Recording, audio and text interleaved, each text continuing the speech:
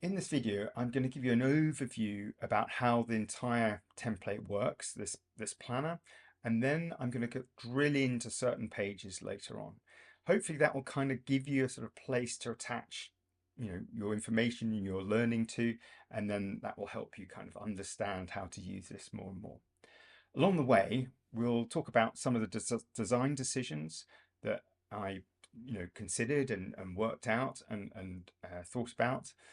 And things like, being mobile friendly from the start. I wanted to make it so that you could be out and about and you could really quickly capture your to-dos and turn those into tasks, capture notes and so on with as little friction as possible. I wanted to get out of the way. I also wanted to make it look really nice. So these are all unique images, specific for this planner. And I wanted to put in things like inspiring quotes.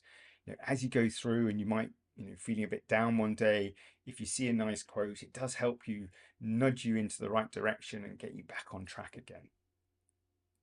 I've also put little toggles, useful links and helpful pieces throughout the planner. So these will be things that will, if you're doing something specific, say you're sorting out your tasks, there'll be a specific help and useful links thing for that particular sort of action that you're carrying out. And this gives you a sort of context specific help. I also wanted to make it so that you could drill into more details and get, so you can start high and you drill into more details as you go along. And every page should be accessible within about 2 clicks. So I'll go into more about the navigation and how those things work later on, but that's the sort of some of those concepts. You should be able to go through and find it. I also wanted to make it so that it was consistent throughout. You use the same kind of design principles and the same thinking to make it useful, and therefore your brain doesn't have to think extra hard about how you do things. It just should be intuitive, and so I've really tried to sort of focus on those kind of things.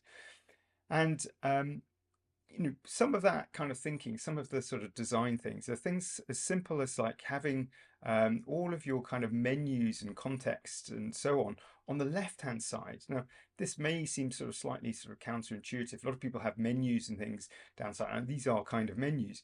But it's for example, you can click and you can see your tasks and to-dos. But the reason being is that when you open your task, for example, it opens up on the right and it doesn't cover up any of the other things on the left hand side, so you can easily go through and see, oh, you might want to look at your projects, and you can easily open that while your task is open and you can see what's going on. And things like this were only using it and trying it lots and lots of times that I sort of settle on some of these ideas.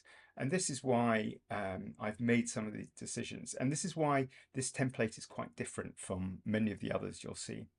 The only other thing I wanted to say in this sort of quick overview introduction is that there is this welcome page. If you click on that, that will give you a little bit about me and our little business and what this planner is all about.